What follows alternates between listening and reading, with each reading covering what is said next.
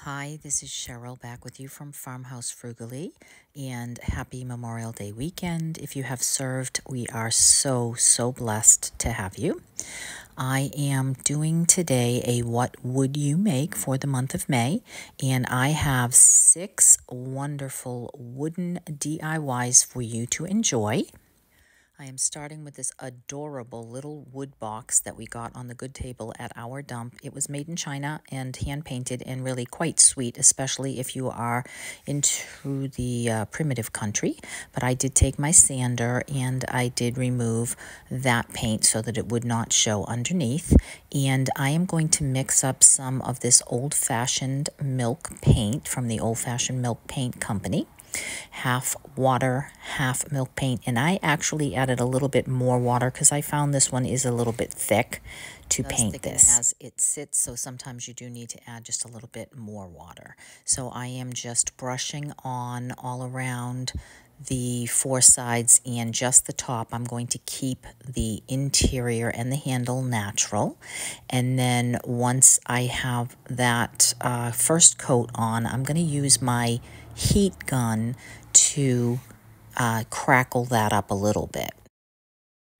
I do love the way that milk paint gives you that little, sometimes chippy, sometimes just crackled look. I was kind of going more for the crackled look with this one, which is what I achieved. If you leave a little bit of the finish or you add a little bit of like candle wax in spots, you will get more of that chipping. But I wanted a little less chipping and a little more of the crazing and cracking. So that's how that came out. And then once I was finished with that, I have this stencil and I simply wanted to just use the date. So I'm going to just stencil that on the front with a brown. It's actually more of an ink pad that I'm using here to get the color that I was looking for. And before I continue on, today's What Would You Make collaboration is hosted by Brenda from Rustic and Lace, from Sandra at the Schwowen's Nest, and from Christine with DIY Craftaholic. I will put their channel links in my description box, as well as a playlist of everyone else joining in, so make sure you check that out when you're finished here. I did just close the gap with a little paintbrush and sand the edges of this box a little bit with my orbital sander. And then once that's dry, I am just taking some watered down antiquing wax and I am brushing that over the handle and brushing it in the interior of the box to give it more of a vintage look and feel. And then I decide that I want to go over the bulk of it on the exterior, especially the pieces that I had sanded to give that wood a little bit richer, darker look, a little bit more vintage. And that is all there is to this beautiful box. And keeping with the somewhat primitive country or the vintage theme, I have displayed it here with a few of these lovely spools of string. Here with some antique brushes in it to make it look just a little bit more vintage. Now, I wanted to use some of that paint. I end up painting these picture frames with that white creamy colored paint as well, but I wanted to add a little bit of the bayberry green to it and get myself a lighter green color. So I'm just mixing that together here. And I'm going to cover this cute little box we got on the good table at the dump. My husband brought it home. It has a really sweet handle made out of some twisted branches. Now I put on the, I would call it kind of sage green, and gave that a good coat or two of the sage green. But once it dried, I didn't feel like it had enough of a statement. It was just such a pale color once it dried that I decided to richen that up with a little bit more of the bayberry green and give that just a darker, richer green, which I like so much more. Now on this one, since it is such a natural colored wood, I did not expect it to really have any cracking or crazing, which was fine. But I do really like this deeper green. It's not quite the straight bayberry green. It's somewhere in between the sage and the bayberry, having some of that cream color with it. So you'll have to let me know which color you prefer. And also, I would love it if you would hit the thumbs up or share this with a friend, but especially if you're not subscribed, if you would hit that subscribe button. When I hit 3,000, I'm going to have a massive giveaway. Now I am going to fill this once it's dry with some floral foam and just cut the corners there to fit it in. And I am pulling out some florals that I have in my stash. I had gone and done a haul, a Temu haul some time ago, and I had a bunch of florals. That was pretty much the bulk of what I purchased from them were florals and clay molds. But I did have quite a few florals in my stash, so I wanted to first put in some spillers, then put in some thrillers, and then put in some fillers so that I would have just a beautiful little arrangement in this basket. Now, you know, it's up to you how you want to do your floral arranging, but I like to work in 3s and 5s, so I, whenever possible, will do that. So I have 3 hanging down in the front and at least 5 of the, they probably like a little hydrangea and some little small roses to fill in around there with the color. And then I'm just going to take a filler, and it happens to have a touch of a green and a touch of a reddish pink color in it to pop off of that, and I'm just going to use that to fill in the empty spaces. Just fluff that out a little bit here and there, and then I'm going to add some dry moss that I got more than likely at the Dollar Tree. So once I have that done, I am finished with this. Now this box can be used in the future. I can stencil on it, I can decoupage on it, I could add a transfer or something. Here I decided to just take a little bit of distress ink. Now obviously you don't have to do this if you're not interested in distressing, but I like the 3D effect that it gives, and I just love things, all things vintage from my home.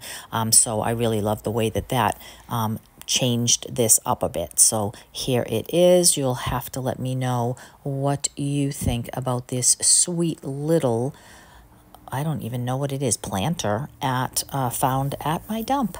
So that takes me on to the next thing. And really, it was more because this paint goes a long way that I needed to come up with a few other items in order to use up what I had mixed up. And I had only used about 2 tablespoons, I think, 1 tablespoon of cream and probably not even a tablespoon of green, so maybe 1.5 of the milk paint, and I've done all these projects with just that. So this same beautiful green that I had mixed up, I might have darkened this even just a touch and then mixed that together. And I am just going to paint a board that I have had hanging around my house. I got a box of these at my dump maybe 6 or 8 months ago, and I have been using them for signs, and I like to just round the edges with my sander and then paint and then distress later. And once I got one good coat on this long board, then in my stash I had a short board. I'm not sure what this came off of. It's a cutoff, so I just painted that as well, still trying to use this up. I did end up giving both of these 2 full coats to use that up primarily, and I personally prefer 2 coats of paint. I think you can get away with one with a dark color, but I think it just looks really nice when you have that second coat on there. Now, once those are dry, I took them downstairs and sanded the edges primarily. I sanded over the top real lightly to distress the edges of that, and then pulled out this really awesome crate stencil. I got it in an antique store when I was in Hudson, New York with my husband a couple of months ago, and I thought this would be the perfect stencil to use on this with just a stencil brush and some black chalk paint. And then once that is dry, I do go over it with a watered down antique wax, knowing though when you water down your antique wax, it's great because it gives you a lighter color. But if you have a chalk paint like this black, it can run. So I tried real hard not to really brush or rub too much over it. But if it looked a little bit more vintage, that was okay with me because that's the look that I love. I have yet to add a hanger, so here it is just sitting on the chair rail in my dining room with some other items in this green tone, and I think it is so sweet and so simple. And then that takes me back to the other sign, which is now dry. I had picked up one of the IOD Lover of Flower transfer booklets maybe a month or so ago. I've used it in a number of projects, and I have quite a bit of it left over. So I thought that this would lend itself to this sign. And I just started with one of the poems from the book in the center here, and then rubbed that on with the stick and peeled that back, burnished that down with this transfer backing, and then moved on to a couple of bits and pieces. This particular IOD transfer book has a lot of bits and pieces in it that you can cut and make any way that you like to make your own design. And so I added a couple of leaves that I had left over on one side just from a different project to extend the look and the size of this piece, because I really wanted things that were in this color tone. And that was it. Once I had that on and burnished down, then I was ready to just go ahead and add a little bit of clear wax to protect the milk paint as well as the transfer. Now, once I have the entire thing, I put the wax on and just kind of burnish that in, then it is good to go. I like how dark it is. I like how the clear wax darkens the green just a touch. And this was such a simple, free piece of wood. You know, a little bit of milk paint, very little, and a little piece of one of the transfers, so very inexpensive as well. So let me know how you like that. I had technical difficulties and lost all the footage for these 3 frames, but that was the other 3 things that I did, painting them with that same cream paint. Would love to know what was your favorite. Don't forget to subscribe if you haven't, and don't forget to check out all the other lovely creators in the playlist. Thank you so much for stopping by. I will see you in the next one.